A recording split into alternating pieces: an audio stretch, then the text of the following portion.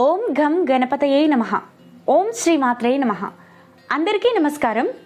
పురాణాల ప్రకారం ఏ పనులు చేస్తే మనిషి తొందరగా మరణిస్తాడు, ఏ పనులు చేస్తే జీవితాన్ని త్వరగా కోల్పోతాడు, మనం నిత్యం చేసే పనులలో అతిగా చేయకూడని పనులు కొన్ని ఉంటాయి. వాటన్నింటిని గురించి మన పురాణాలలో చెప్పబడ్డాయి. మనిషి చేసే పాపానికి విధించే శిక్షల గురించి గరుడ పురాణంలో లోతుగా వివరించారు. అవి అన్నీ ఏమిటో ఈ వీడియోలో మనం వివరంగా తెలుసుకుందాం. గరుడ పురాణాన్ని అష్టాదశ మహాపురాణాలలో ఒకటిగా పరిగణిస్తారు. శ్రీ మహావిష్ణువు స్వయంగా తానే ఈ పురాణంలోని అన్ని విషయాలను గరుత్మంతుడికి వివరించాడని పురాణ గ్రంథాలలో తెలియజేశారు.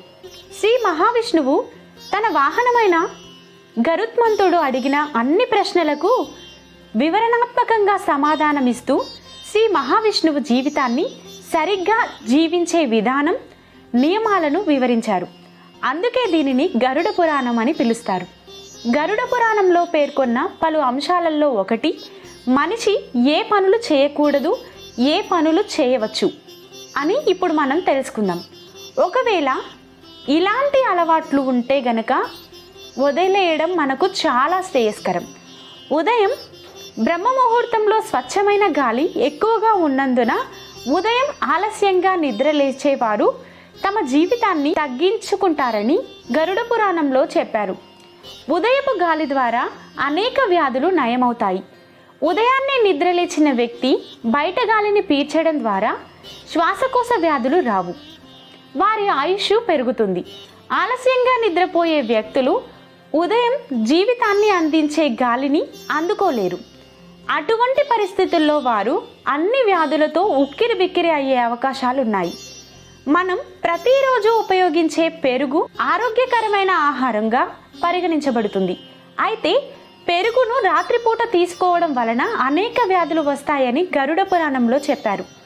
రాత్రిపూట పెరుగు తినడం వలన కడుపులో రకరకాల వ్యాధులు పెరుగుతాయి. కడుపు వ్యాధులే అన్ని వ్యాధులకు కారణమవుతాయి. అందువలన పెరుగును రాత్రిపూట ఆహారంలో తీసుకోకపోవడం మంచిది. కొంతమంది మాంసాహారులు నిల్వ ఉంచిన మాంసాన్ని తింటూ ఉంటారు. మీరు నిల్వ ఉంచిన మాంసాహారం తిన్నట్లయితే మీ జీవితం కోసం మీరు అనేక ఇబ్బందులను సృష్టించుకున్నట్టే.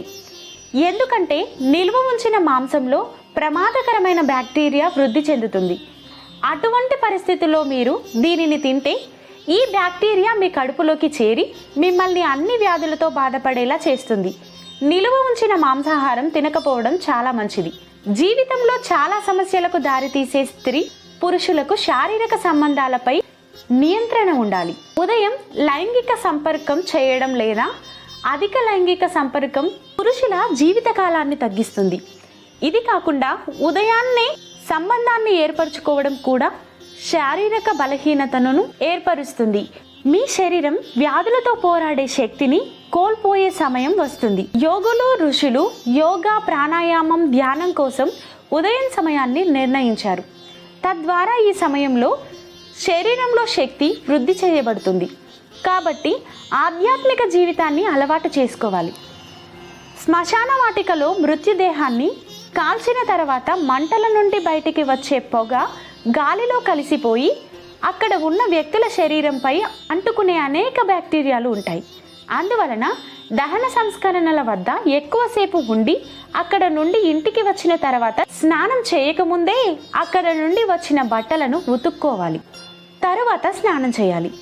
మనుష్యుని శరీరంలోకి రోగం ప్రవేశించడానికి గల ముఖ్యమైన కారణాలు అతిగా తినుట, ధాతు క్షీణిత మల విసర్జనను తొందరగా కానిచ్చివేయుట లేదా ఆపుకొనుట, పగటి నిద్ర, అలాగే రాత్రి జాగరణ. వీటిలో ఒక్కటి చాలు శరీరంలోకి రోగం ప్రవేశించడానికి. అష్టాదశ పురాణాలలో విష్ణు పురాణం కూడా ఒకటి.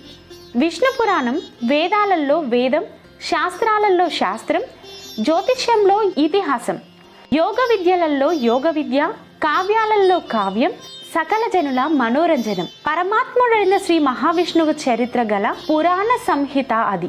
అందులో మానవ జీవన విధానానికి సంబంధించిన అనేక విషయాలు తెలియజేయబడ్డాయి.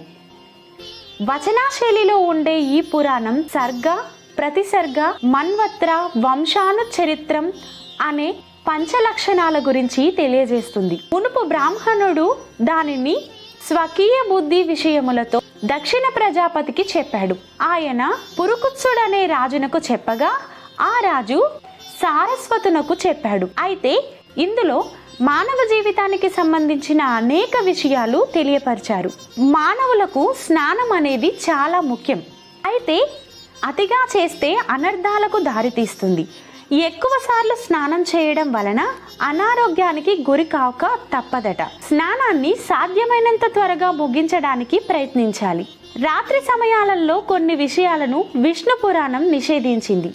ఎందుకంటే భూమిపై సృష్టి ఖచ్చితంగా విశ్వోద్భవ ప్రణాళికలో భాగంగా ఉంటుంది.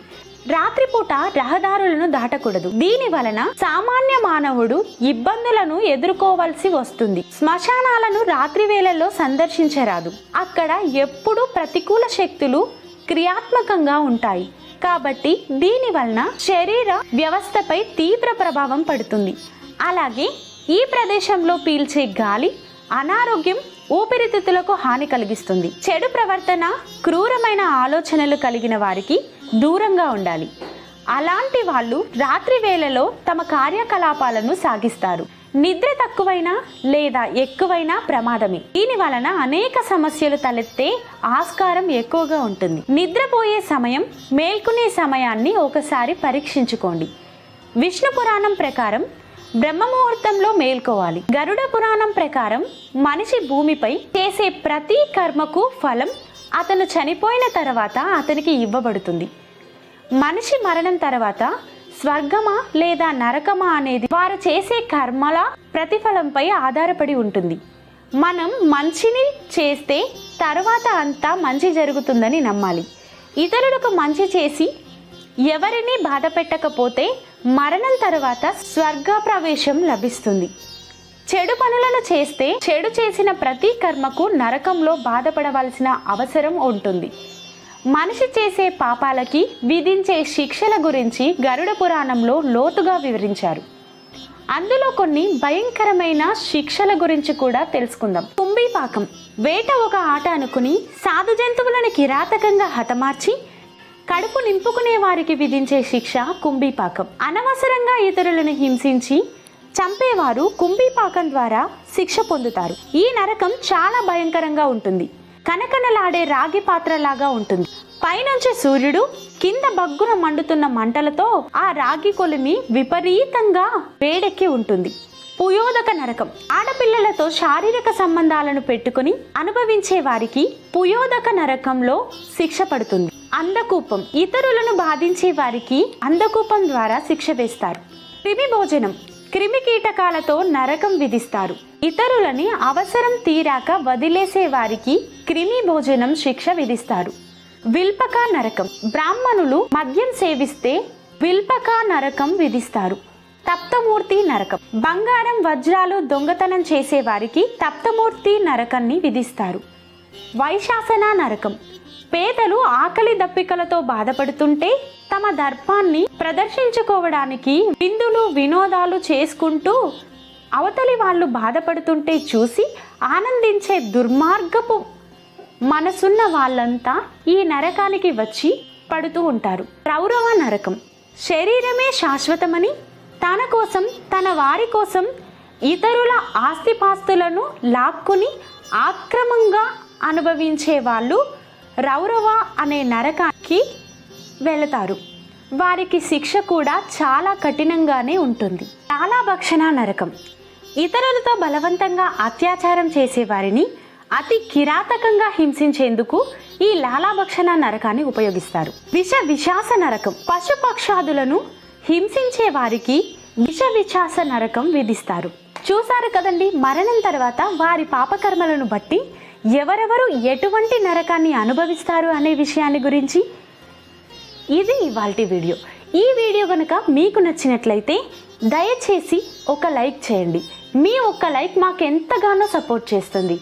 అలాగే ఇలాంటి ఆసక్తికరమైన విషయాల కోసం మన ఛానల్ని సబ్స్క్రైబ్ చేసుకొని పక్కనే ఉన్న బెల్ ఐకాన్ను క్లిక్ చేయండి.